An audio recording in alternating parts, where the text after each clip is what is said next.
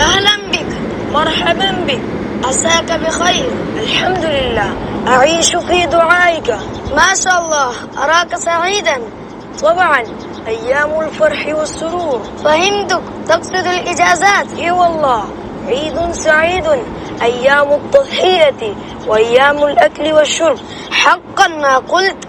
وهل تزور أقرباءك أيضا؟